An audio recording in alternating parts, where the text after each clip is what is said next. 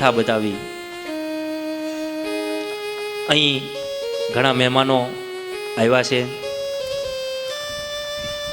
આપણે મહેમાનોનું સ્વાગત થોડુંક લઈ લઈશું. અને કાલે આપણે કૃષ્ણ જન્મ ઉજવવાનો છે. અને એ લાલાનું પારણું કોણ ઝુલાવશે? કોણ એ ભાગ્યશાળી હશે જે લાલાનું પારણું ઝુલાવશે? પોતાના દીકરા દીકરીઓના પારણા તો હર કોઈ ઝુલાવે, પણ જેના પેઢીઓના પુણ્ય તપે અને જેના પિતૃઓના આશીર્વાદ વરસે ને એમના હાથે જ લાલાનું પારણું ઝુલાવવામાં આવે છે. કાલે વામન અવતારની કથા પણ આવશે. અને કોણ એ વ્યક્તિ ભાગ્યશાળી હશે જે વામન બની અને આવશે અને કૃષ્ણ ભગવાન બની અને આવશે. કાલે આ સ્મિત રોહાઉસ સોસાયટી નહીં પણ કનૈયાનું ગોકુળ ગામ બનાવી દેવાનું છે. કારણ કે કાલે ભાગવતનો હીરો કૃષ્ણ પરમાત્મા અખિલ બ્રહ્માંડનો નાયક કાલે પ્રવેશ કરવાનો છે. તો અહીં જે પણ મહેમાનો આવ્યા છે, રાધે રાધે. અહીંયા આમંત્રણને માન આપી અને મહેમાનો કદા ભૂદેવો પધાર્યા છે, તો એમનું અહીંયા વ્યાસપીઠ ઉપરથી ભાવપૂર્વક હૃદયથી એમનું સ્વાગત કરવા માગે છે.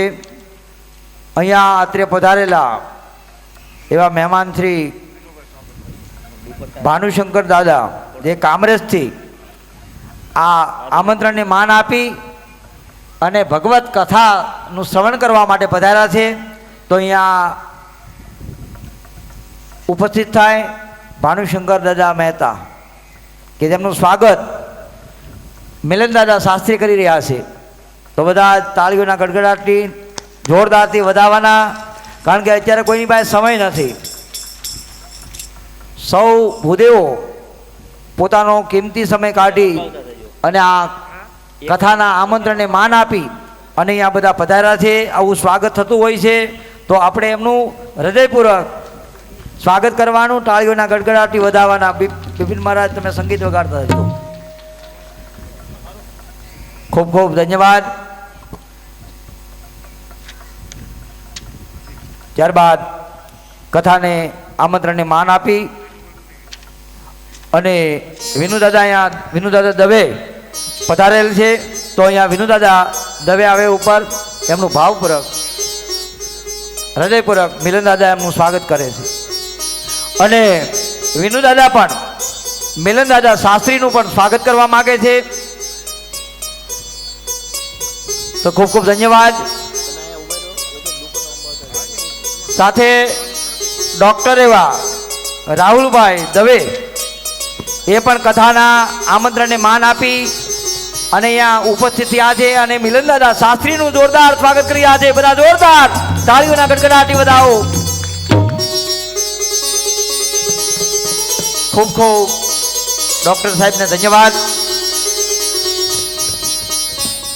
વિનુ દાદાને પણ ખૂબ ખૂબ ધન્યવાદ કે જે મિલન દાદા શાસ્ત્રીનું સાલ ઓઢાડી અને સ્વાગત કરી રહ્યા છે.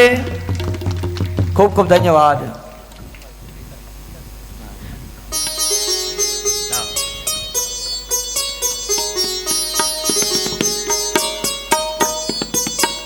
આ ડૉક્ટર શ્રી રાહુલભાઈ દવે જે મહેશ દાદાના જમાઈ છે, ખૂબ ખૂબ ધન્યવાદ કે એમનો કિંમતી સમય કાઢી અને અહીંયા પધાર્યા. ત્યારબાદ અનુદાદા કવિરાજ દવે એ પણ કથાના આમંત્રણને માન આપી અહીંયા ઉપસ્થિત છે, તો એમનું પણ સ્વાગત કરવા માગે છે મિલન દાદા શાસ્ત્રી.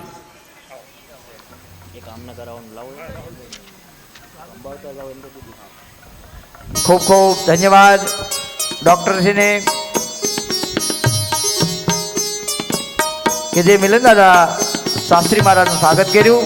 ત્યારબાદ અનુદાદા કવિરાજ દવે એ પધારે, એમનું સ્વાગત પણ મિલન દાદા શાસ્ત્રી કરી રહ્યા છે. ખૂબ ખૂબ ધન્યવાદ. તાળીઓના ગડગડાટી વધાવો.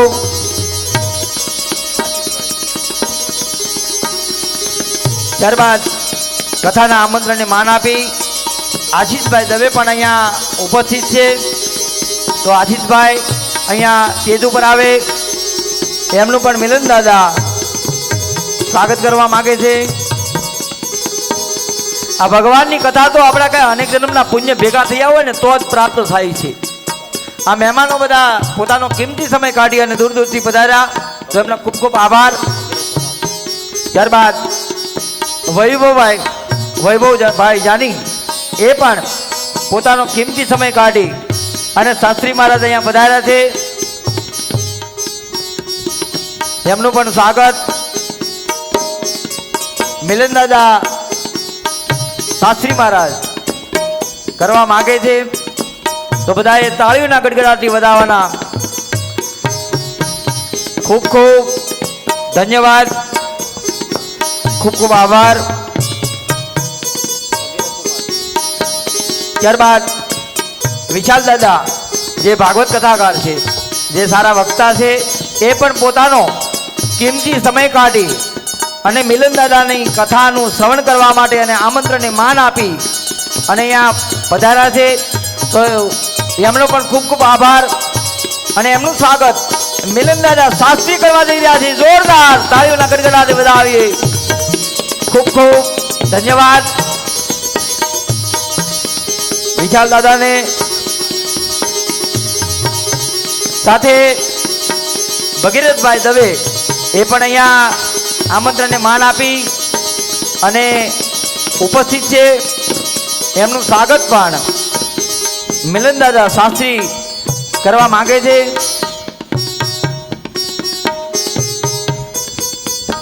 ભગીરથભાઈ દવે કે જેમનું સ્વાગત એ મિલન દાદા શાસ્ત્રી કરવા જઈ રહ્યા છે. ખૂબ ખૂબ ધન્યવાદ ભગીરથભાઈને કે એમનો કિંમતી સમય કાઢી અહીંયા કથાના આમંત્રણને માન આપી અને પધાર્યા.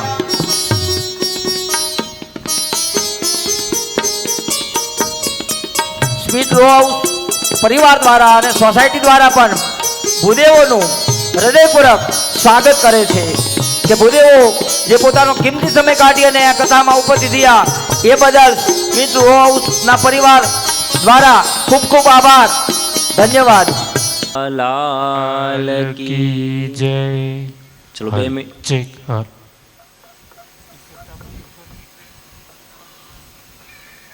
2 મિનિટ માટે હરિનામ સંકીર્તન કરીએ અને થોડીક કથા બાકી છે અને રાસ આપણે છેલ્લે રાખ્યો છે. દર વખતની જેમ રાસ આપણે છેલ્લે રમાડશું. એટલે હજી 11:15 વાગ્યા છે. થોડીક કથા હજી 15-20 મિનિટ અડધો કલાકની બાકી છે કારણ કે અહીંયા આવવામાં લેટ થાય છે. મિલન દાદા એક મહાદેવજીનું એક ધૂન બોલાવીએ અને બધા બહેનો ભગવાનની એક ભજન કરે. બોલીએ સોમનાથ મહાદેવની જય. ગાવો ગાવો શિવ ગુણ ગાવો, શિવ ગુણ ગાવો ધૂન મચાવો. ઓમ નમઃ શિવાય. सब मिलकर गाओ आज हरिओम नमः शिवाय. ઓમ નમઃ શિવાય. હરિ ઓમ નમઃ શિવાય. हरिओम नमः शिवाय. हरिओम नमः शिवाय. ઓમ નમઃ શિવાય. હરિ ઓમ નમઃ શિવાય. ओम नमः शिवाय. हरिओम नमः शिवाय. ઓમ નમઃ શિવાય. હરિ ઓમ નમઃ શિવાય. ओम नमः शिवाय. हरिओम नमः शिवाय. બોલો બોલો મુખ से બોલો, बोलो मुक्ति बोलो. બોલો બોલો મુખ से બોલો. बोलो बोलो मुक्ति बोलो. ખોલો ખોલો અંતર ખોલો. बोलो खोलो अंतर खोलो. ગાઓ ગાઓ પ્રેમ से ગાઓ, गाओ गाओ प्रेम से गाओ. प्रेम से गाओ दिल से गाओ. प्रेम से गाओ दिल से गाओ. सब मिलकर गाओ आज हरि ओम नमः शिवाय. मिलकर गाओ आज हरिओम नमः शिवाय. सब मिलकर गाओ आज हरि ओम नमः शिवाय. सब मिलकर गाओ आज हरिओम नमः शिवाय. ओम नमः શિવાય હરિ ઓમ નમઃ શિવાય ઓમ નમઃ શિવાય હરિ ઓમ નમઃ શિવાય ઓમ નમઃ શિવાય હરિ ઓમ નમઃ શિવાય ઓમ નમઃ શિવાય હરિ ઓમ નમઃ શિવાય ભાઈઓ ગાવો બહેનો ગાવો ભાઈઓ ગાઓ બહેનો ગાઓ બાલ ગોપાલો સંગ में ગાવો સંગ में गाओ યોગી ગાવો યોગી ગાવો યોગી ગાવો યોગી ગાવો સંતો ગાવો મહંતો ગાવો સંતો गाओ महंतो गाओ सब मिलकर गावो हरि ओम नमः शिवाय सब मिलकर गाओ हरि ओम नमः शिवाय सब मिलकर गावो हरि ओम नमः शिवाय सब मिलकर गाओ हरि ओम नमः शिवाय ओम नमः शिवाय हरि ओम नमः शिवाय ओम नमः शिवाय हरि ओम नमः शिवाय ओम नमः शिवाय ओम नमः शिवाय ओम नमः शिवाय हरि ओम नमः शिवाय ओम नमः शिवाय हरि ओम नमः शिवाय ओम नमः शिवाय हरि ओम नमः शिवाय कुंडल बोले कमंडल बोले कुंडल बोले कमंडल बोले मस्त बनी ने नाग डोले मस्त बनी ने नाग डोले बाल बिचोए संता बोले बाल बिचोए संता बोले जटा में बहती गंगा बोले जटा में बहती गंगा बोले सब मिलकर गाओ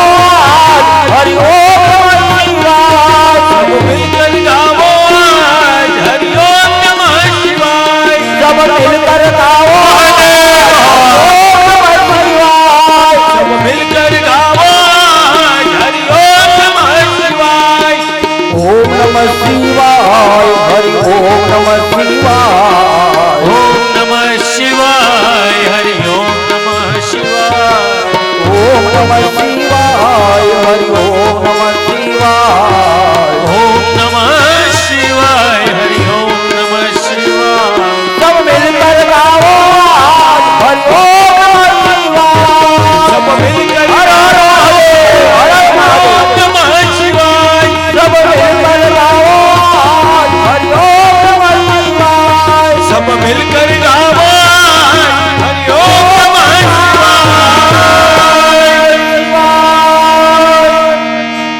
એકવાર ઈશ્વર દાદા માટે જોરદાર તાળીઓ પાડો. બોલે કૃષ્ણ કનૈયા. लाल की जय સુખદેવજી રાજા પરીક્ષિતને કપિલ જન્મની કથા કહે છે. કપિલ અવતારનું પ્રાગટ્ય આપણા ગુજરાતમાં થયું છે, અહીંયા સિદ્ધપુરમાં બિંદુ સરોવરના કિનારે. એક વખતના સમયે કરદમ નામના ઋષિ એ તપ કરતા હતા અને એવું એણે તપ કર્યું, એવું ગાઢ તપ કર્યું ને કે એની આંખમાંથી આંસુ પડવા લાગ્યા. અને એ આંખમાંથી આંસુ પડ્યા ને એટલે ભગવાનને એમ થયું કે આ કેવો ભક્ત છે, એટલે ભગવાનની આંખમાં આંસુ પડવા લાગ્યા. અને એ આંસુમાંથી એક સરોવર નિર્મિત થયું જેનું નામ છે બિંદુ સરોવર. સાક્ષાત ભગવાન પ્રગટ થયા છે કે કદમજી માગ માગ, શું વરદાન આપું? ત્યારે કરદમજી ના પાડે છે, મારે કોઈ વરદાન જોતું નથી. ભગવાન કે લગ્ન કરવા છે, એટલે બહુ વિશેષ આગ્રહ કર્યો. ત્યારે કરદમજીએ કીધું કે મારે લગ્ન કરવા છે, પણ બે શરત મારી, જો એ બે શરત પ્રમાણે કાર્ય થાય તો હું લગ્ન કરું. ભગવાન કે શું તમારી શરત છે? ત્યારે કરદમજીએ કીધું, કરદમ છે ને એ બ્રહ્માજીનો દીકરો છે, બ્રહ્માજીના શરીરમાંથી ઉત્પન્ન થયેલો, પણ એને માં નહોતી, માં વગરનો દીકરો છે. એ કે મારું માગું લઈને તમે જાજો, મારું કોઈ માગું લઈને જાય એમ છે નહીં. અને બીજું, પત્ની મારે જોઈ છે પણ મારા જેવી સમાન શીલવાળી પત્ની જોઈ, તમે તમારી રીતે ગોઠવીને આપી ગયો એમ મારે લગ્ન નથી કરવા. ત્યારે ભગવાને કીધું તથાસ્તુ, આ તારા બંને કાર્ય હું કરી દઈશ. અને જો તમે લગ્ન કરશો ને તો એક ઉપરથી હું એક્સ્ટ્રા ઓર્ડિનરી એક વરદાન હું આપું છું કે તમારી ઘરે દીકરો બનીને હું આવીશ. અને આ તો ભગવાનની લીલા છે સાહેબ. ભગવાને નારદજીને આજ્ઞા કરી અને નારદજી તો નારાયણ નારાયણ બધે ભમતા જ રહી છે. મનુ અને શત્રુપા પાસે આવ્યા અને મનુ શત્રુપાની જે વચેટ કન્યા દેવહૂતિ એને કીધું સ્વયં ભગવાન ઠેકાણું બતાવે છે કે એક મૂર્ત્યો છે લગ્ન કરવામાં વાંધો નથી. ને જો સ્વયં ભગવાન ઠેકાણું બતાવતા હોય તો પછી હવે એમાં આપણે પાછું વાળું જોવાય નહીં. અને અહીંયા કરદમ ઋષિ સમાધિમાં બેઠા હોય છે અને સામે ચાલી અને મનુ મહારાજ, શત્રુપા અને એની પુત્રી આ ત્રણેય જણા સામે ચાલીને કરદમ ઋષિ પાસે જાય છે. અને કદમ ઋષિએ કેવી સુંદર પરીક્ષા કરી. 3 આસન બિછાવ્યા. 2 આસન મનુ અને શત્રુપા માટે અને 1 આસન ખાલી આમનમ બિછાવ્યું. અને કરદમ ઋષિ પોતે જમીન ઉપર બેઠા અને એણે નિર્ણય કર્યો કે જો દેવહૂતિ આવીને આ આસન ઉપર બેસી જાય ને તો મારે લગ્ન નથી કરવા. અને સાહેબ દેવહૂતિ આવે છે. 1 આસન ઉપર મનુ બેઠા, મનુ મહારાજ બેઠા, 1 આસન ઉપર શત્રુપા બેઠા. પણ દેવહૂતિની મર્યાદા તો તમે જુઓ. એ આસનની બાજુમાં જગ્યા હતી ને ત્યાં બેસી ગયા કે ભલે આ મારો પતિ બને કે ન બને, પણ ભવિષ્યમાં જો આ કોઈ મારો પતિ બને તો મારો પતિ આસન ઉપર નથી બેઠો તો મારે આ એમના બિછાવેલા આસન ઉપર ન બેસાય. એટલે એણે શું કર્યું કે જે આસન હતું ને ત્યાં હાથ અડાડી અને સાઈડમાં બેસી ગયા. એટલે પતિનું બિછાવેલો આસનનું અપમાન પણ ન થાય.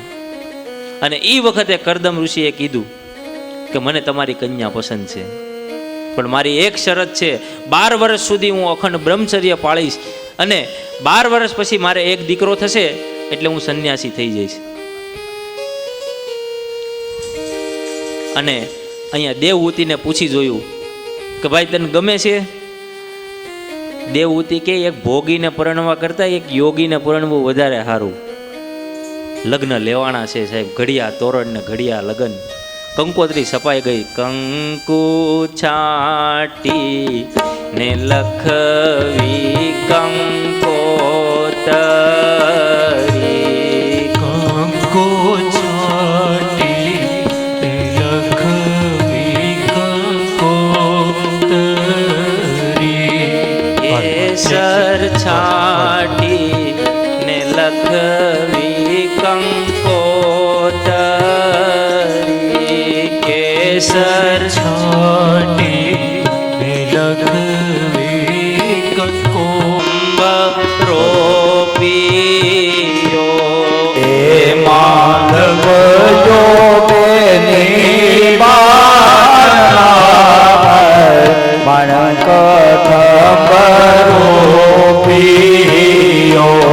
કેસર છાટી ને લખવી કંકોતરી,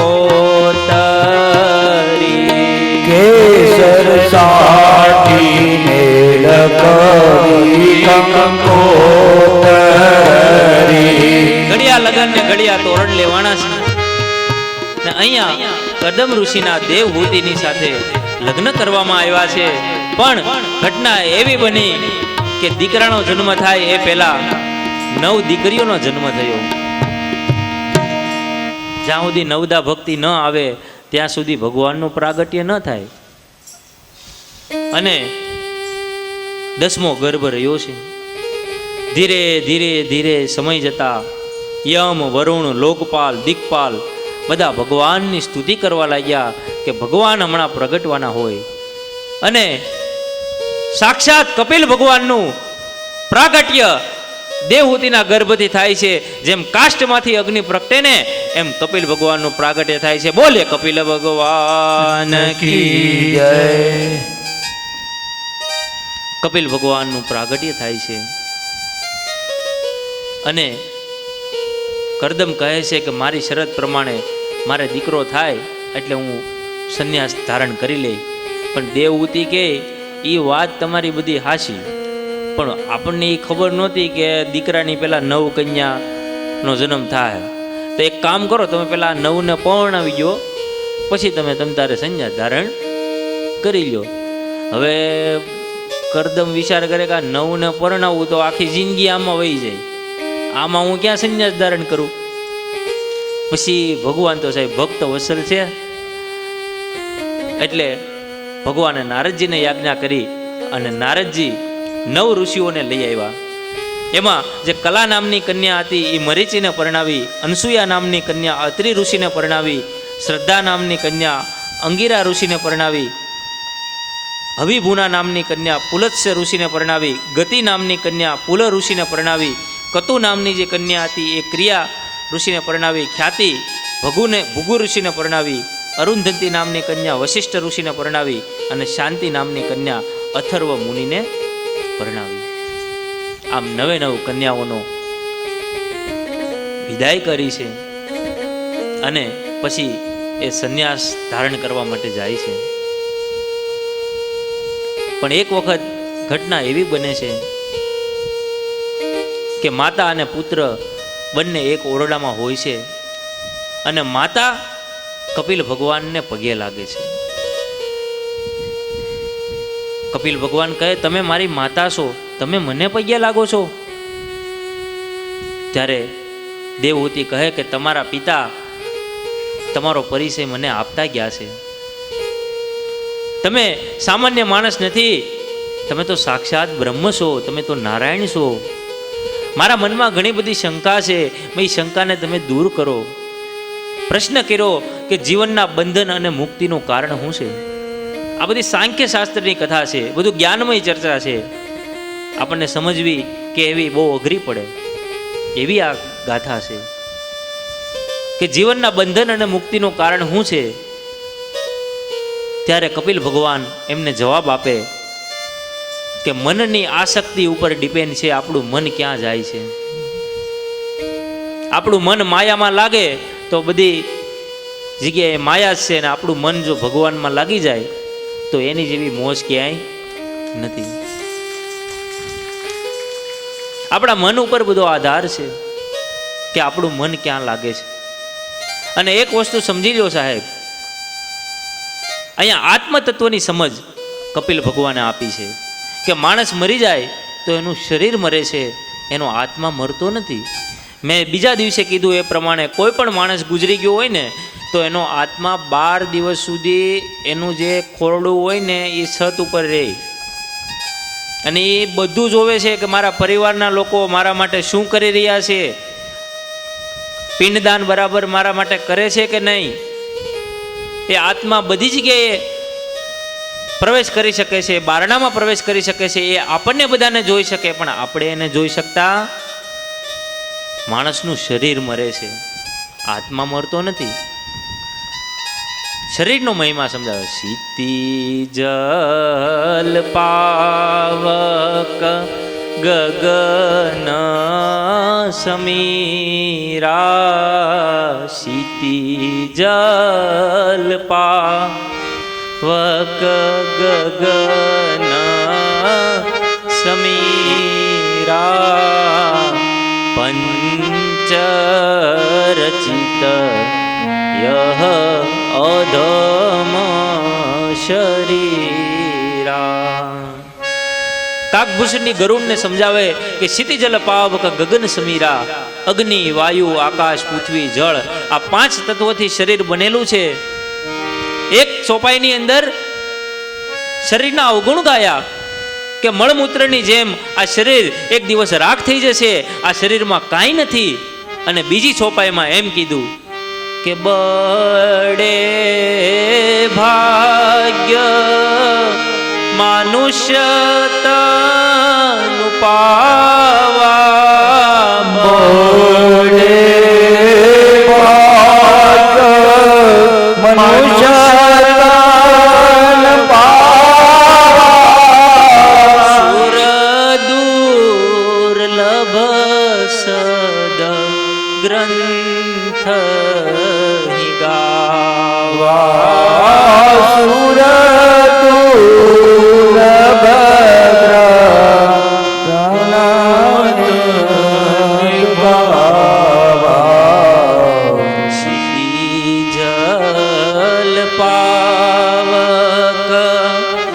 ગગન સમીરા પંચ રચિત યહ અધમ શરીરા. કાગ ભૂસુંડી ગરુડને કહે છે કે હે ગરુડ, આપણે તો પક્ષી કહેવાય, આપણે તો અધમ કહેવાય, પણ એ મનુષ્ય ભાગ્યશાળી છે કે જેને માનવ દેહ મળ્યો છે. બડે ભાગ માં નુશતનું પાવા, સુર દુર્લભ સબ ગ્રંથ ગાવા. અને ત્યાર પછી મનુ મહારાજનો બીજો દીકરો પ્રિયવ્રત, એમની કથા આવે છે. 5 મિનિટની કથા કરી અને આપણે રાસ રમવાનો છે. આ જે કથા આવે છે ને, એમાં થોડુંક દેવી ચરિત્રનું પણ વર્ણન કરવામાં આવ્યું છે. અહીંયા મહાકાળી પ્રાગટ્યની કથા છે. ભાગવતમાં થોડું દેવી ચરિત્ર પણ આવે છે કે પ્રિયવ્રત ને ત્યાં અગ્નિધર નામનો પુત્ર થયો. અગ્નિધરને ત્યાં નાભી નામનો પુત્ર થયો અને નાભીની પત્નીનું નામ હતું મેરુદેવી. અને એમને ત્યાં સાક્ષાત ઋષભદેવ ભગવાનનું પ્રાગટ્ય થયું. બોલે ઋષભદેવ ભગવાન કી જય.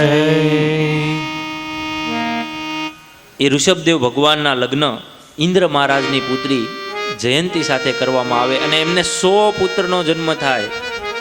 એમાં જે મોટો પુત્ર હતો ભરત, એને રાજા બનાવવામાં આવ્યો અને એ ભરતે એવું રાજ્ય કર્યું જેથી કરીને આપણા દેશનું નામ ભારત પાડવામાં આવ્યું. 81 દીકરા કર્મકાંડી થયા, બાકીના 9 દીકરા હતા એ યોગી થયા. એ સિવાયના 9 દીકરા એક દ્વીપના રાજા થયા અને ઋષભદેવ કુટક પર્વત ઉપર સાધના કરવા માટે જતા રહ્યા. પણ ભરતજી એવું રાજ્ય કર્યું કે એક દિવસ એને વૈરાગ્ય જાગ્યું અને ભરતજી ગણકી નદીના કિનારે ગયા અને એક હરણના બચ્ચા સાથે એને મમતા થઈ અને એ બીજા જન્મમાં હરણ બને છે.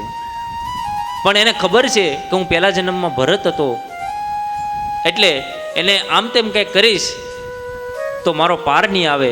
એટલે એ હરણ નદીની અંદર મરી જાય છે અને પછી જે બ્રાહ્મણની ઘેરે એનો જન્મ થાય છે એનું નામ છે જડ ભરત. પેલા રાજા ભરત, બીજા હરણ ભરત અને ત્રીજું જડ ભરત. જડ એટલા માટે લાગ્યું કે વિચાર ન કરે, કામ ન કરે અને કાંઈ બોલે નહીં. એટલે બધાએ ભરત જ હતું પણ આગળ જડ ભરત કરી નાખ્યું. અને એ જડ ભરતને સાહેબ ભીલ નામનો ડાકુ કપાળમાં તિલક કરે છે, ફૂલનો હાર પહેરાવે છે, બાળક બુદ્ધિ જેવો જેને કોઈ વૈરાગ્ય નથી એ જવા માટે તૈયાર થઈ જાય છે. અને જ્યાં મારાઓ એ ભરતજીને મારવા માટે, મસ્તકને બલિ ચડાવવા માટે, માતાજીને બલિ ચડાવવા માટે જ્યાં મારાઓ જડ ભરતના મસ્તકને મારે છે, હજી મારવા જાય ને ત્યાં તો એ મૂર્તિ સાક્ષાત ફાટી છે અને મૂર્તિમાંથી સાક્ષાત મહાકાળી માનું પ્રાગટ્ય થયું છે. બોલે મહાકાળી માત કી જય. 9 માસ શિશુને રાખી પાળી પોષી અને મોટો કરે એ મારી અને તમારી જનની જનેતા એ માં છે. ધરણી જન્મભૂમિ સ્વર્ગાસી અપી ગરિયસી, જે માટીમાં જે ધૂળમાં હું ને તમે રમીને મોટા થયા એ માદરે વતન માં છે. અને અખિલ બ્રહ્માંડનું સંચાલન કરનારી ભગવતી ગમે હોય પણ શક્તિ એક જ છે. એ એકમાંથી 3 સ્વરૂપ થયા. માતાજીના એક આદ્ય શક્તિ, એક પરંબા, એકમાંથી 3 જેને મહાકાળી, મહાલક્ષ્મી અને મહા સરસ્વતી કહેવાય. એ 3માંથી 9 સ્વરૂપ થયા જેને આપણે 9 દુર્ગા કહીએ. અને એ 9માંથી 16 સ્વરૂપ થયા જેને આપણે 16 માતૃકા કહીએ છીએ.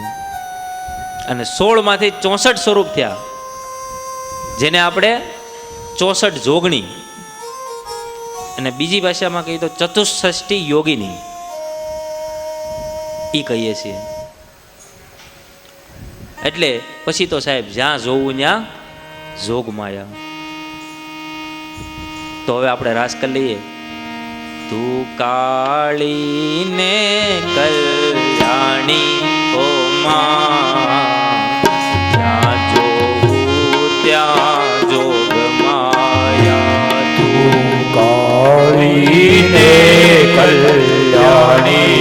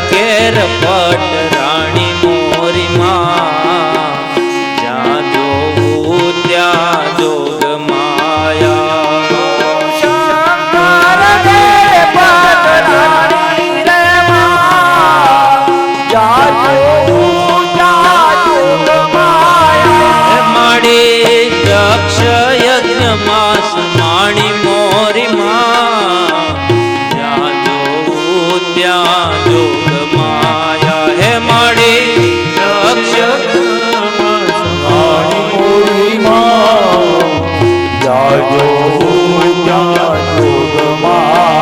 હે માલો કાળીને કલ્યાણી હો માં જ્યાં જોવું ત્યાં જોગ માયા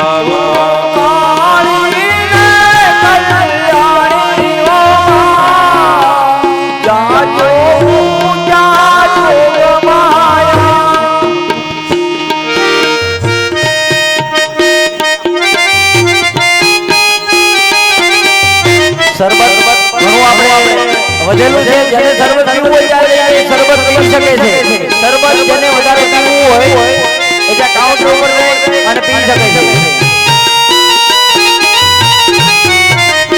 કડિયો જળુંબિયો એવા કરવાની માથે રે રૂખડિયો જળુંબિયો રૂખડ બાવા તો હળવો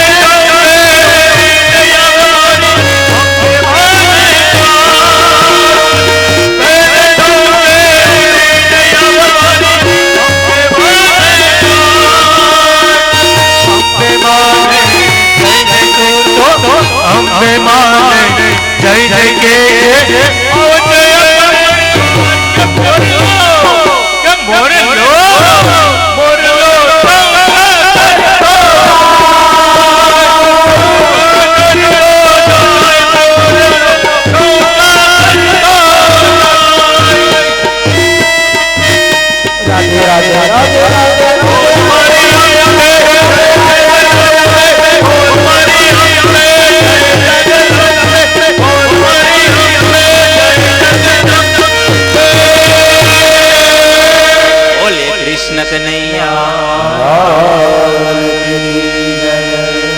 કૃષ્ણ હરે હરે રામ રામ રામ હરે હરે હરે રામ હરે કૃષ્ણ કૃષ્ણ કૃષ્ણ હરે હરે બોલે કૃષ્ણ કનૈયા અહીંયા મીઠી મોરલી વાળા મીઠી મોરલી વાળા ગોપીના પ્યારા ઓમ જય કાના કાળા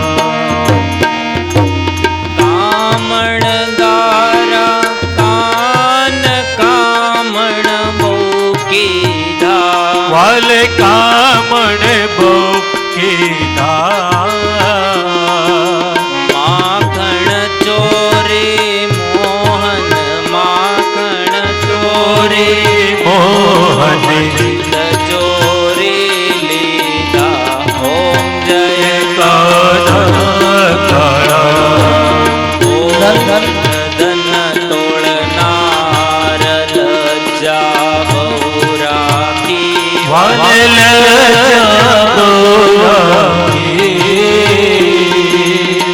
ઇન્દ્રનો ગર્વ ઉતારો જય જય ગિરધારી ઓમ જય નંદ યશોદા ઘેર વૈકુંઠ ઉતારો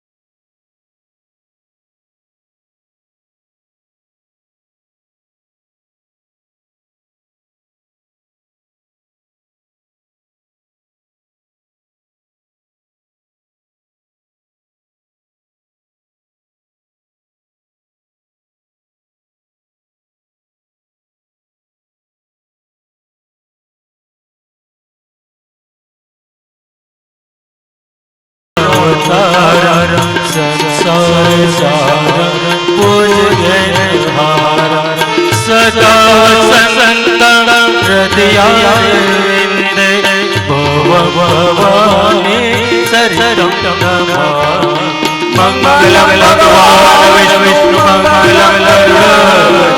મંગલમ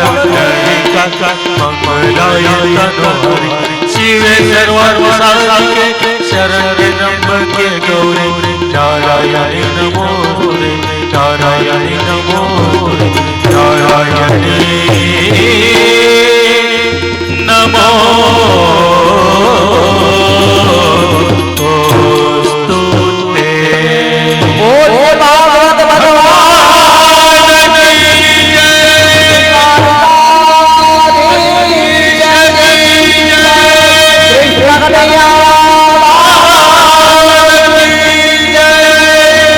બજરંગદાસ બાપા ઓમ નમઃ પાર્વતી પતયે હર હર મહાદેવ